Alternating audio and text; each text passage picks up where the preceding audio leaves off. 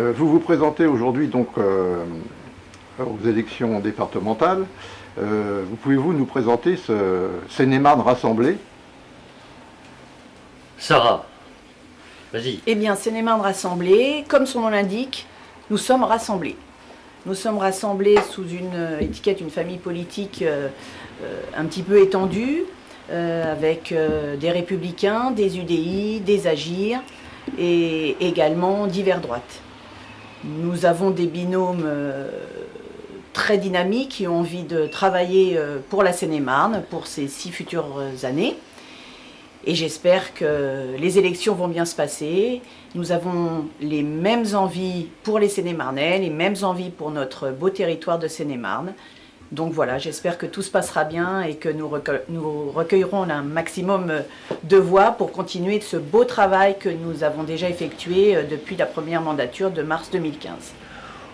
Pour compléter, Seine-et-Marne rassemblé, ce n'est que le reflet de la majorité sortante de ce département qui a un très bon bilan, qui, je dois le dire, depuis son arrivée, même si je l'ai quitté en cours de route, sous l'impulsion de Jean-Jacques Barbeau, a vraiment permis d'avoir une vraie marque Seine-et-Marne en Ile-de-France. Vous savez, très longtemps, on avait l'impression que la Seine-et-Marne était oubliée en Ile-de-France. Aujourd'hui, c'est pas le cas et on le doit à cette majorité sortante. Et c'est la raison pour laquelle le défi a été déjà de repartir quasiment avec les mêmes et de repartir avec l'ensemble de cette famille composée de gens qui venaient de tous les horizons. Sarah vous l'a dit, des LR, des Agir, des UDI, des divers droites, qui tous donc la même passion, une passion pour notre département, la belle Seine-et-Marne. Belle Seine-et-Marne, donc qui est un département qui présente effectivement différents aspects entre le nord et le sud et l'est et l'ouest.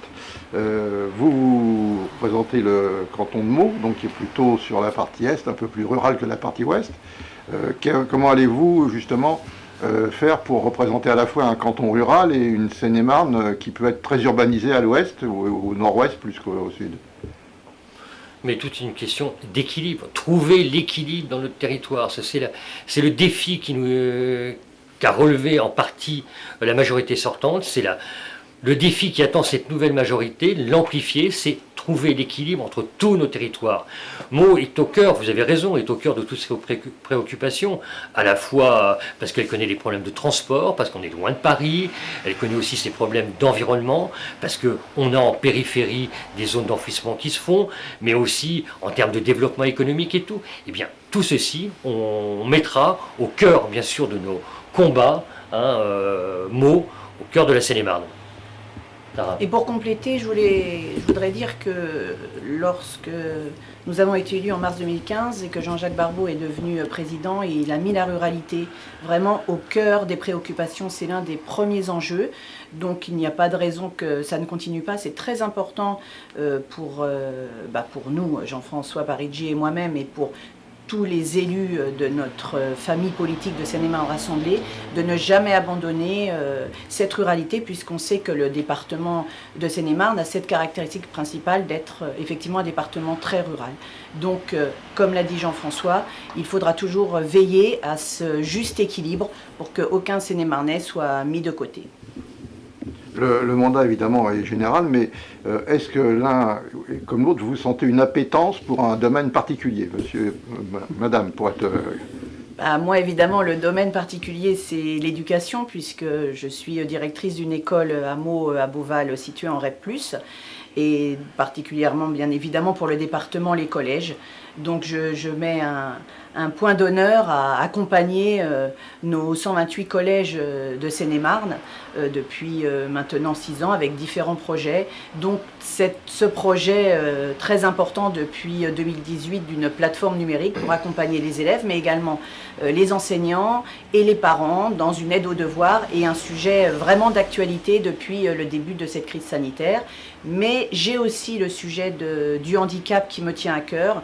Les solidarités, c'est une grosse compétence du département, avec cette MDPH qui se trouve dans le sud du département, et je suis assez fière de pouvoir dire qu'on a quand même travaillé à la réduction du délai de traitement des dossiers à la MDPH, qui est quand même passé en dessous des 4 mois pour les personnes ayant une notification MDPH et un dossier MDPH.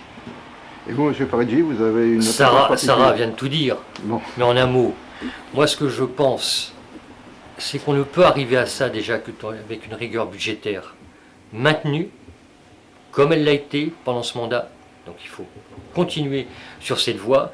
Et deuxièmement, arriver à que chaque Seine-et-Marnais se reconnaisse dans son département, que chaque Seine-et-Marnais se dise, voilà, je suis bien où je suis, quel que soit mon territoire. Et plus particulièrement un mot, vous en conviendrez puisque nous sommes candidats sur Meaux, mais aussi pour l'ensemble des Seine-et-Marnais. Et pour terminer, une question un peu plus particulière pour le territoire. Vous avez parlé de l'enfouissement tout à l'heure. On évoque beaucoup le Nord Seine-et-Marne comme étant un peu la poubelle de l'Île-de-France. Oui. Quel est votre sentiment à ce sujet et que comptez-vous faire? Eh bien, le but, vous en avez tout à fait bien parlé, c'est que la Seine-et-Marne ne devienne pas la poubelle de l'Île-de-France. Donc, je vais laisser Jean-François en parler parce que c'est plus son domaine.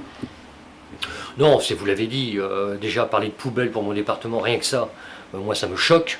Donc vous comprendrez très bien que je voudrais surtout donner une autre image de la Seine-et-Marne. Donc c'est la raison pour laquelle on a les moyens de se battre pour que telle ou telle zone d'enfouissement ne se fasse pas.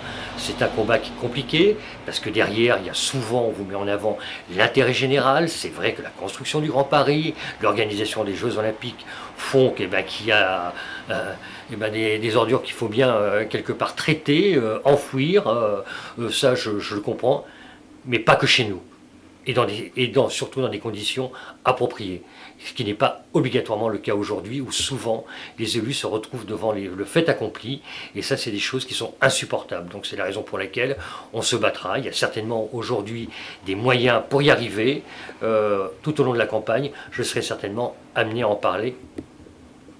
Merci beaucoup. Le problème effectivement de la Seine-et-Marne, c'est que c'est un grand territoire, c'est très étendu et on a énormément d'espace, donc effectivement c'est la solution de facilité pour venir enfouir les déchets. Mais comme l'a dit Jean-François, on se battra pour que on entend qu'il faut les enfouir ces déchets bien évidemment, mais ce ne sera pas qu'en Seine-et-Marne, il faudra trouver là encore le juste équilibre. Merci beaucoup. Merci beaucoup.